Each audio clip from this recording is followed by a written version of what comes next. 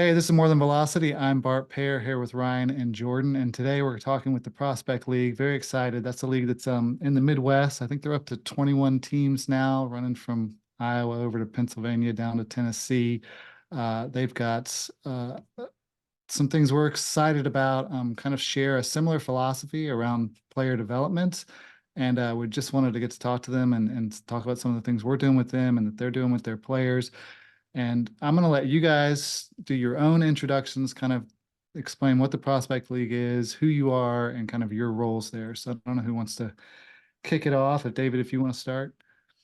Sure, I'm David Brower. I'm a commissioner at the Prospect League, entering second year. Last year being my first, but really kind of a year zero as you come in and really take an evaluation of everything that's going on and see where we can go from here. It's tremendous growth opportunities for this league. I think it's got a real strong footing. We've got 18 teams across 7 states. It was set an attendance record last year that included the largest jump of any collegiate summer league with 23% growth last year. So those are some things to hang our hat on. I take a lot of pride in our ballparks. We have a tremendous collection of unique venues across the league, a lot of minor league type feel to them, and then also the player success. And this league really goes back 6 decades, all the way back to its origins as the Central Illinois Collegiate League in 1963, one of the original college summer leagues. And so through the years, it's turned into the Prospect League in 2009 and rebranded itself and continue to build this league into one of the preeminent college summer leagues in the country. Awesome. And John, what's your role there? So I'm the owner and happen to be the manager of one of the Prospect League teams, the Illinois Valley Pistol Shrimp. And we've been in the league for going into 5 years. And it was interesting because we originally joined the league with the idea that it would support the guy I was working with the time in the Chicago area. We're doing a lot with pitchers in particular, but high school guys going to college guys, and kind of our mantra was prepare, recover, compete, and that circle. So we've been doing that for a while. So when the Prospect League called and looking to add a team, it was kind of, for us, it was a natural extension. I've like a lot of us on this phone call, I'm a baseball lifer, so the opportunity to trick my wife and tell her it's only a 2-month season and I got 10 months off was too good an opportunity to drop. So I absolutely love it. I love our league. Our partnership last year with ArmCare, I thought went exceedingly well. Not only am I a coach, but I'm also on our marketing and branding committee. So I was really excited about our partnership and rolling that out league wide last year.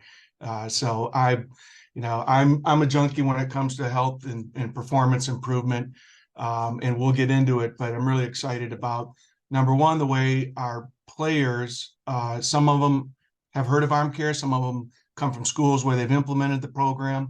But the exciting thing is, a lot of these guys, it was new to them. So how we implemented it, how we're using it going forward, are all things I'm looking forward to talking about. Yeah, Bart, if you don't mind, I'm going to actually kind of go into why I think the partnership was so good as best I can before my voice goes out on me. But David had actually reached out on wanting to do a partnership, and we have, gosh, dozens of these collegiate leagues that reach out every single year wanting to do a partnership. And when we start digging into it, they just go, hey, we want you to give us money to advertise. But the Prospect League said, we want to take care of our players. We want to set ourselves apart.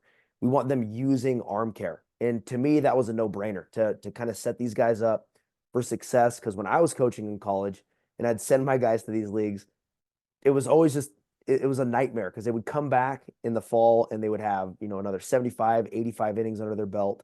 Nobody was keeping track of those actual pitch totals. There wasn't the exact things going on that you needed, but the Prospect League actually wants to take care of these arms. And for us, we have the ArmCare Pitcher of the Week. We have the Pitcher of the Year that we do with the Prospect League, where we really kind of try to help highlight these guys that are throwing well, using the system, doing different things like that. And to me, it was almost a no-brainer to kind of jump in with these guys and go, yeah, this is the league that wants to set themselves apart, is number one, being development focused. And David, I don't think you really hammered that out, that you guys are a development league. You guys are developing players, which you're not just giving someone a uniform and a place to play. They're getting better. They're working on what they need. They have coaches like John that are actually, invested in these players' improvement. And then they're also using ArmCare to fix those imbalances. So when they go back to school, number one, they're a better rounded player, and they're going to be a healthier player. Hopefully I summed that up okay. Is there anything you wanted to add in on that, David? No, I think you hit the nail on the head, and really our mission is player development focused, and we're stewards of these players in the summer, and those coaches that send players to our league, they want to get them back, obviously in with further development, both skills and even off the field in some ways, maybe some maturity in that regard. But most importantly, they want to back healthy, and I think as you said, it was a natural fit for us to partner with ArmCare. Being a leader in the development and health space for pitchers, I think that just really lends itself to our mission, where this league has had long-standing pitch count rules in effect. Also, expanded rosters to help with load management and all these things that you want to do, not only to protect your pitchers but all your players. But specifically when you get to the arms, because there is a finite number of innings that you want to throw in the summer. There's, you've come off a grueling season and you're going to jump right back into the fall. So, I think all those pieces coming together is really beneficial for both our league, our players, the schools that these players attend, and ArmCare as well.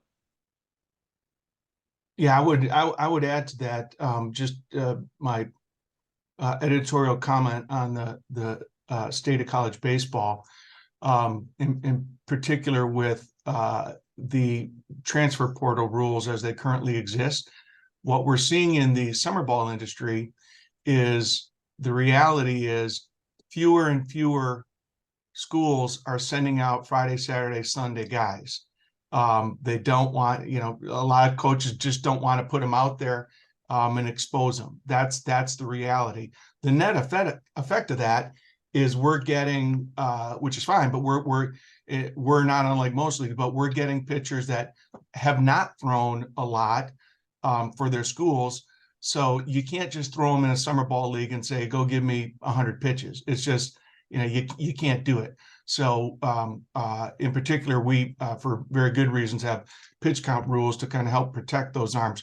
So we're getting guys that development is really critical, and to be able to have a means of measuring strength, of measuring the metrics that we need for health and performance is really crucial from where I sit, because I used to carry 16 pitchers. Now I'm going to carry 20 pitchers with the expectation, certainly the beginning part of the summer, guys are going to go, on a very limited pitch counts, and you're going to need 3 or 4 pitchers to get through a game. That's not a bad thing. It's just, it is what it is.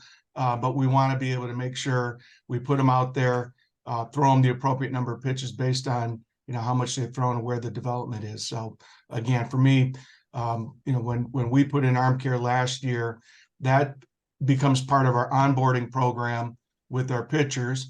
And as you can imagine, position players fairly quickly pick up on it. I mean, these guys, the vast majority of guys who play summer ball really do want to get better. They still, they have aspirations of playing beyond college.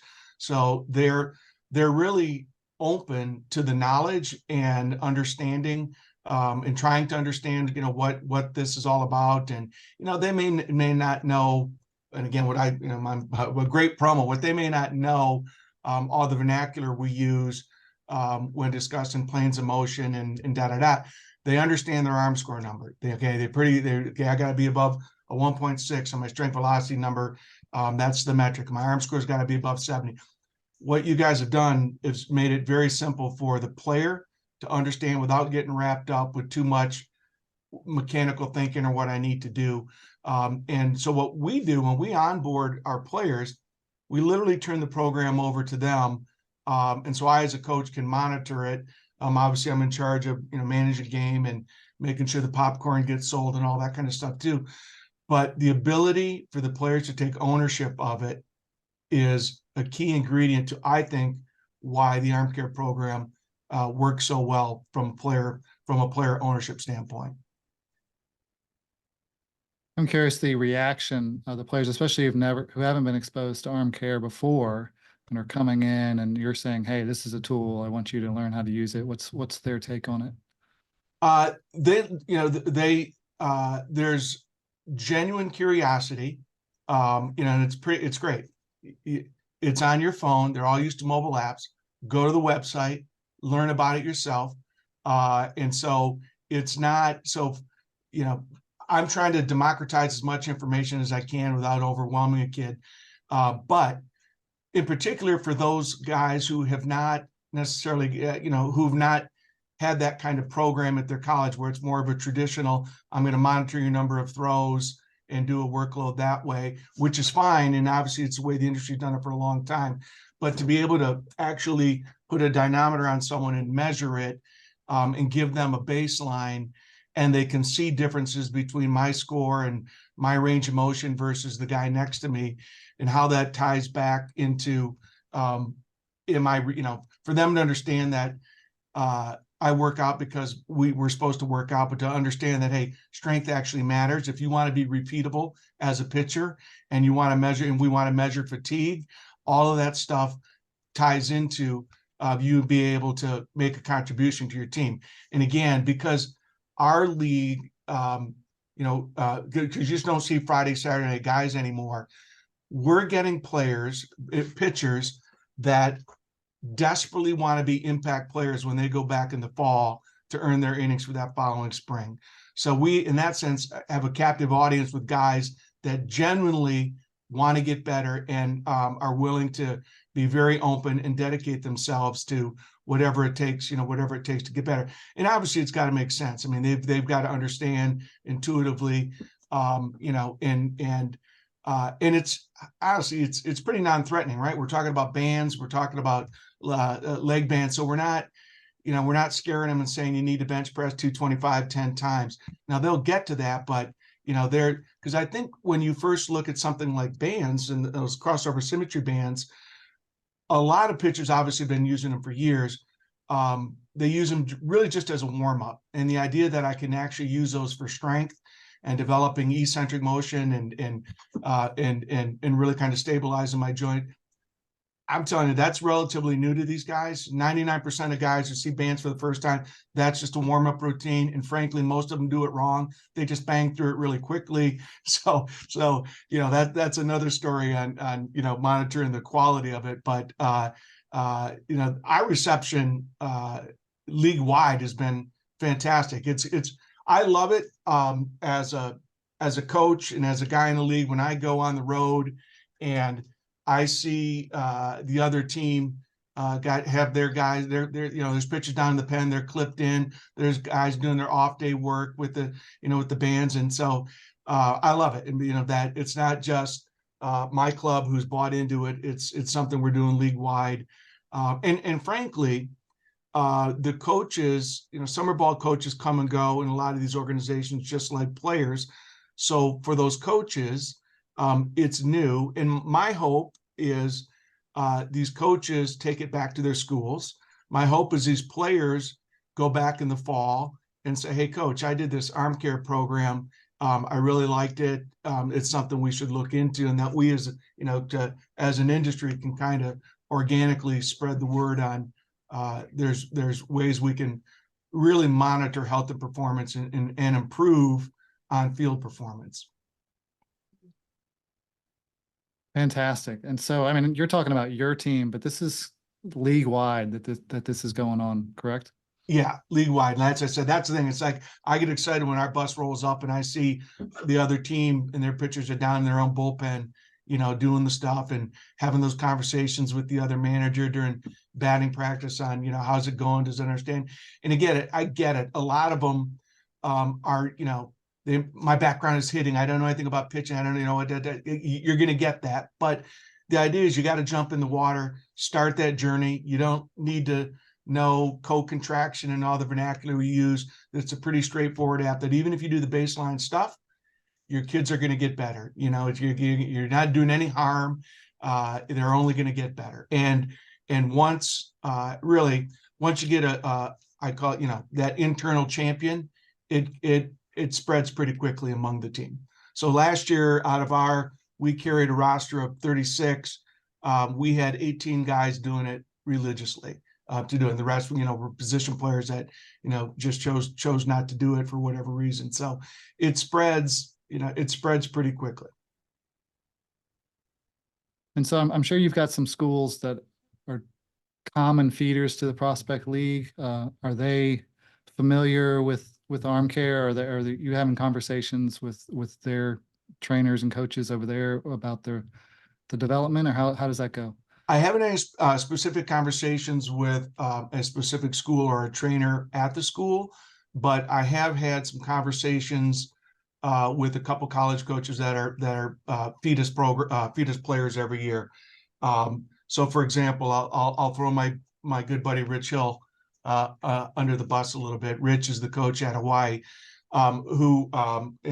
we had a pitcher last year who's actually Sebastian Gonzalez was the Prospect League ArmCare pitcher of the year last year. And he's in his freshman year at Hawaii this year. Now, Rich, by way of background, is going to tell you he's not really a pitching guy. He's a hitting guy before, he's a pitching coach, but he's got another guy, Harrison Bodendorf, who was with us a couple of years ago, who was a freshman All-American 2 years ago. So Rich, number one, loves the Prospect League. He sends players to other teams in the league as well, which is how much he loves the Prospect League. And he loves the fact, and he tells me this quite a bit, his players come back better, healthy, and happy. And for him, those are three big things for him. And so I said, well, when you say healthy, he said they never have arm problems. They come back in, they're ready to go every fall. And so we've had a conversation, and he actually saw us doing it. He came out to scout this kid this summer and saw us doing it. And he's looking at the dynamometer and, what's the guy, laying on the ground doing. So it gives me an opportunity to explain to him exactly what he's doing. And, that's how we're making sure we're sending your kids back healthy, which for him is like, hey, great, I get it. Coach them up, make them better to do it. So, those conversations, and it really, for my money, has to come from that player who has the relationship with his pitching coach, right? When they go back in the fall and the pitching coach sees them doing an ArmCare routine, and the dynamometer is, a new toy for a lot of people to look at. That's, I think, where we're really going to start to see the growth, where we spread it back to the players who've gotten better doing it, right? And so when we've got a guy who's had a significant step up in performance this fall, which is now getting a fair number of innings for his school this spring, and he attributes a lot of his performance gain to not only the mechanical stuff he worked on last summer with the Prospect League, but what he's doing with his arm strength and the imbalances. His not unlike most, he had a huge deficit between internal and external, and didn't throw a lot for us until that got straightened out, and ended up doing really, really well, and just kept it going. Bought a dynamometer, bought all the stuff on his own. So he's 100% like, this makes a difference for me. And he's a person that wants to play beyond college, right? So he's like, I want to do what a professional wants to do. And now that's when I talk about ownership, one of the things I try and get to as a coach is it's not going to be my job to hammer you every day that you're doing this. You either want to be a leader or you don't. You either want to focus on nutrition, sleep, recovery, all the stuff you're supposed to, because we're going to give you the information, but you're either going to take it and use it, or you're going to process it and do with it what you will. So the guys that get it, really do, once you lead them to water, they're more than willing to drink. And to kind of extend what John was saying, in this league, a lot of our players are on the younger side. We're getting them as they're coming into college, or maybe don't have a lot of experience in college. And I think that educational aspect, that growth aspect, introduction to things like ArmCare are so important to them, whether it's on the field, off the field. And that's one of the things that we're trying to really put an emphasis on here in the Prospect League is trying to align what we do with as much as what the schools do on campus as that bridge in the summer. And, I think ArmCare has obviously played a big role in that on the field. Yeah, there's so much. I mean, obviously arm injuries are still happening at a record rate. It's still an epidemic on what's going on with arm injuries. And when I listened to your podcast on recovery and things like we talk about, like I haven't used ice for a number of years. But I'm telling you, that podcast that you guys did on ice, no ice recovery, that's new information for a lot of people. I mean, we still, I also coach high school. We still see pitchers post throw, the trainers wrapping ice around the arm and putting the compression, the band around the elbow. Because now, John, the one thing that gets me is you're in a cold climate for a lot of the year too. I'm in Salt Lake. We just played our first game the other day. Yeah. And we finished our game. My starter doing his post exam. He's doing everything he needs to do. Their starter's walking around like the Stay Puft Man with ice bags all over him. And it's like 37 degrees. Exactly. It's already cold enough. We don't need to throw ice on our body. But yeah, but Jordan, you get it. It's because well-intended people, trying to do what's best for the kid, at least what they feel is best for the kid, and just not not having the right information. That's it's so we're still on the reality is we're on the tip of the iceberg and kind of spreading this information and getting it out there, but you get a little better every day. Ryan, I've never seen you be this quiet for so long. I'm listening because this is a very hot topic.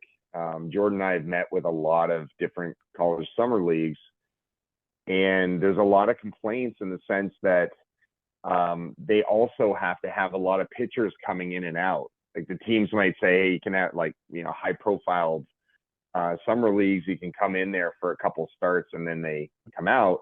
And I think one of the problems is you lose a lot of continuity. The player development thing, I think, is so big. We have players actually, Jordan and I, we work with quite a few college guys, really talented, who have had injuries, and now they're ready to go again. A league like yours is truly, truly impactful because that's going on all the time. The other thing that people might not realize and college coaches might not realize is that the early parts of the season in the fall, when the athletes come back, are the highest injury rates in college baseball. It's a little different than in the major leagues in the sense that they've played all summer. They might take a little bit of time off and then they come back to college and something happens.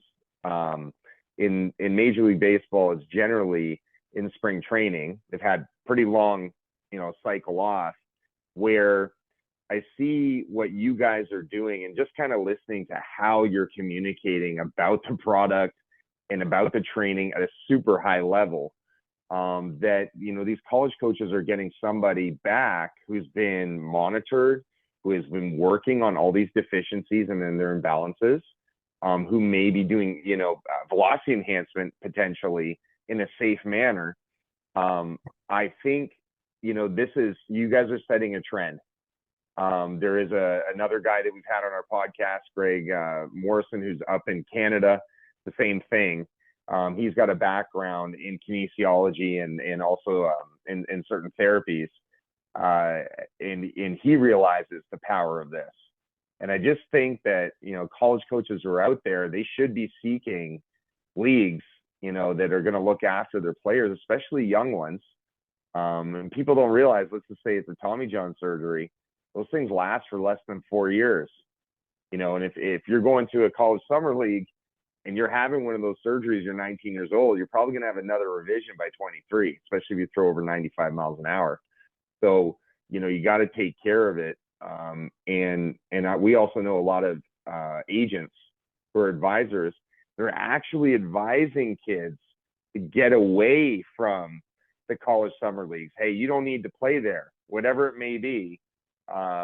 Especially first rounders, they're projected first rounders. They're not letting them touch a ball at all. Now, I don't know, if that's also beneficial for the player because they're not seeing batters. They're lacking adrenaline, the competitive way. Sometimes they get them into at the big league level or the minor league level, and we're still trying to, ramp them up again so that their development gets delayed. So, for me, listening to all this, I just got a really good feeling inside that, this could light a fire for these other college leagues to say, hey, we want to protect our players too. We want to be on board with what you guys are doing to create a safer college model. And I know, when I was thinking back to my college baseball, we had a lot of injuries in the summer too, because they're just, it wasn't, the monitoring wasn't really great. I don't think the communication from the college coach to the college summer league coach was very good.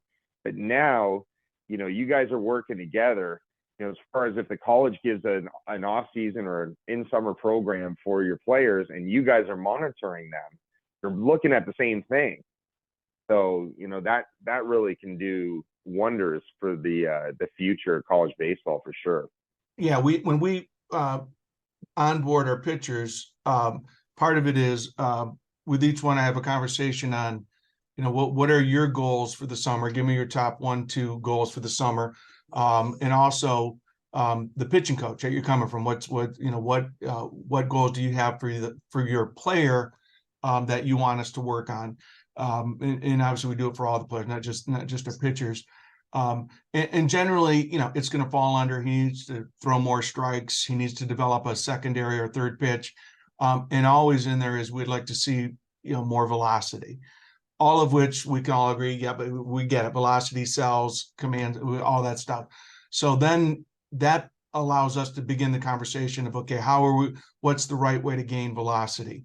And bang, we can go right to, hey, we're going to measure you now. And if you don't have the strength and the balance, we're really not going to put you on a velocity enhancement program until you're ready for it. And so the college coaches will, they'll set the goal, but we have the tools now with the ArmCare app to be able to sit with the player and say, okay, if you want to have command and be repeatable, strength matters. And it's just like, I sound like a mini Ryan when I say strength matters, because I know that you say it so often, but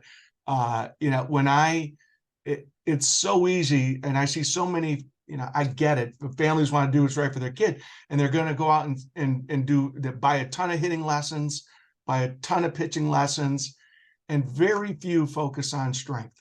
Very, very few focus on even just body weight strength stuff, because it's not the on-field performance, right? And so I spend as much time counseling parents on, just do basic strength. Just work on strength and athleticism. It'll really, really help on all the other things that you really think or at least you think you should be caring about. But when we onboard those players, that's meaningful, because it gives us something to, when we offboard them, how did we do? How did you do? Did you hold up your end? Did we hold up our end? And this is another one of those tools that, yep, you got better. You picked up 3 miles an hour. More importantly, you got healthier. And that's why you're able to throw 85 pitches without fatiguing. The whole notion of doing a post exam is very new to players. They don't, but all of our guys get it, because they want to know, okay, how much did I lose, and what does that number mean, and how does that affect me going forward? Because it all ties back into, do your off work get stronger? It handles that number, and some, it's great. I mean, I love being able to coach a summer league game. Pitcher comes out, I don't have to say anything. 10 minutes later, they're down in the bullpen with a dynamometer doing a post exam and sharing their number right. And it's a beautiful thing when you have guys that know what they're doing and buy into it.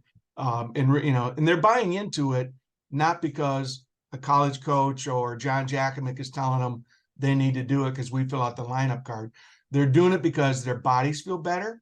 They're doing it because they feel and see the on-field performance improve, and it's a snowball effect. I mean, it's absolutely been a game changer. Even at the little high school where I coach at, and they're all really, really smart kids. I mean, all, Ivy League type of students. So with a group like that, you give them the science. In fact, they just got back from Arizona where they won a Sabre conference for the 3rd year in a row. So my baseball team, my high school baseball team, are future front office analytics guys. That's who we are. So this is all about train the trainer, and so they run the whole program for the pitchers, and they all get, they all get internal, external rotation, all what the numbers are. So that's a lot of fun. And these guys, these are kids who throw 68, 72 miles an hour, but they love it. They're getting better. They know what their numbers are, and they're really, really enjoy doing it. And it's one of those things that, as what I would tell coaches is, you've got to give your players time to do this. And it's tough, at the high school level where you're trying to run a quote unquote team practice. It's different a lot of times from college where you don't have the time, you can't break out individual skill worker development. But I'm working for a head coach who's seen the value in it, doesn't necessarily know a lot about it, but just understands that we're not having any injuries. People are healthy, people are happy, and gives us the time to put that into our practice plan. So it's worked really, really well. Jordan, So you know a little bit about that. what's new on the ArmCare development front? This I wanted to ask Ryan and Jordan if there's things coming down the pipeline from a consumer standpoint that we can. Well, we got Android out finally. I saw that. I saw that. So we finally got Android out, and as everybody knows, it is a bare bones model right now. It's in test. beta, yeah. Yeah, it's working on all those different things, but so there's no paid version of Android yet. It just is testing, tracking that data. But Bart, do you want to expand on that a little bit? Yeah, Android's it's a different animal together, which has been really frustrating, us trying to get this out, and we're able to get out all the testing. You can do all the exams and all the back end works correctly. You can't get your training in Android yet, but if you are able to log in anywhere else, you can get your training after you've done your exam. So it all ties together, and that hopefully will be changing fairly quickly. It's #1 priority to get that up and running. But we're just excited about it because there's, it stinks to say, hey, you need an Apple device to run it, and we have, we're not just in the US. We have people all over the world, and Android's king when you kind of leave the US. And so that was a big thing for us to get that going. But as a part of that, with that in mind, we've actually been doing a lot of back end work, and Ryan's been doing a lot of back end work with updating some of the training and making sure that it's as effective as we want it to be in specific areas. And that's not out yet, but we're excited about some of the stuff that it's going to do. And Ryan, I don't want to promise anything because we don't know what the final thing is going to be, but you can kind of jump into a little bit of what that is. Yeah, there's going to be about 65 plus new exercises. And one of the big keys is we're going to break them apart. There's some that are going to be very heavily unilateral, meaning single arm. And this gives some recovery to the throwing arm when we can alter those. So that's really coming down the pipeline. There's an extra section that we're putting in. It's a little bit more comprehensive for elbow stabilization. So, people will really, kind of enjoy that. The database section is really going to look at a 2-factor system in how to scale the workload and also the shoulder balance. So the first thing we'd see, we take the data. Are they fatigued? Do they have inhibited recovery? Are they weak? So we would then assess how intense the training should be and how we can progress and regress based on if they're fatigued or they have poor recovery. And then the next is, how do we account for the shoulder balance scores? So there's all sorts of different elements in an algorithm. And these things are all updated in the new ArmCare Specialist course. It's coming out. It's almost done. So the first one was 6 hours. This is now 10. And there's a lot more practical elements of coaching exercises, utilizing the data, and really getting into what we call our SPEAR model of training using these two-factor systems. So, on that element of things, there's going to be a lot for people to chew on. And I do see a really strong upward progression for athlete strength, even more so than what we're seeing now. So, it's going to be pretty amazing once that's all set into play. What do you guys do with the data, or how do you use the data? An 18-year-old, a 12-year, and I know you're taking in that data. Have you done anything with that? And my corollary question to that is there any value in adjusting for body type, endomorph, the tall, skinny kid versus the squatty, thick kid, or do you, at least from a data, macro analysis perspective? Oh, I can jump in there because I'm a faculty member at a couple schools, but one being Louisiana Tech University. So I'll start with the kind of anthrometric piece here. We are starting to look at actual lean body mass associations to the ArmCare data.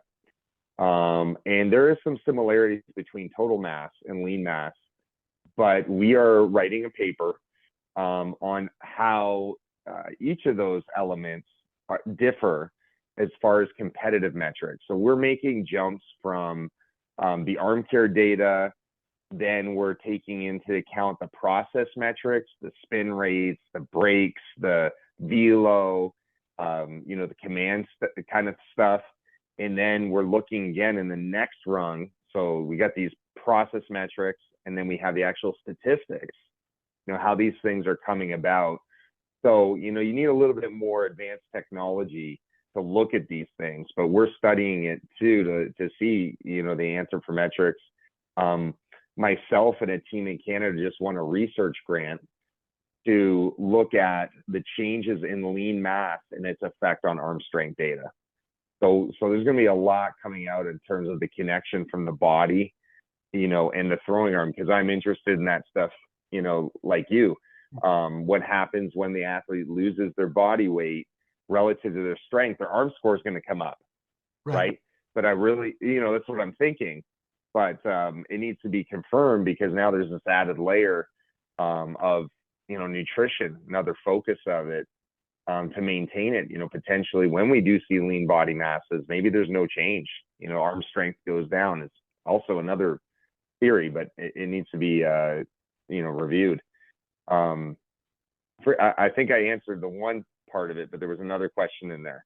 Yeah, I was just because I know when the players get their the PDFs to them, and it's how I compare to relative to other college guys, and because they do ask questions about that, on what does that mean, and so that's interesting from their perspective, obviously. Yes, we have a pretty big database that we've been sifting through to make these designations a little more granular by age, rather than competitive level. So these things are also coming too. I know that we have a lot of agents in particular who've asked us, kind of, they want to know where their athletes rank, especially too when they're kind of thinking about a player that they haven't actually signed yet. Is the juice worth the squeeze? And people know, you take somebody that, in the first round, they could be declined. And that means that, if they don't pass their medical review, they can be really at a loss investing in this player and not getting anything back. So they're really focused on, they want kids that you're using ArmCare. They want to see where they rank. And there's also the MLB Combine. They're going to start looking at doing strength assessments too for the throwing arm, not just the grip, but the shoulder. And so that's going to be really important for agents too, because they're going to say, hey, I want you to do this. Or they might say, I'm not sure. I'm looking at your ArmCare data. If they're testing that, that's a problem, but at least they're going to figure out how to fix it. So, all of those normative ranges, they are important. At the beginning, it was like, hey, let's just focus on the individual. In the report, you'll get, the comparison. But now, people are starting to get a grasp of this stuff, and they know the expense of these injuries. and they want to know that the arm is good to go. Exactly.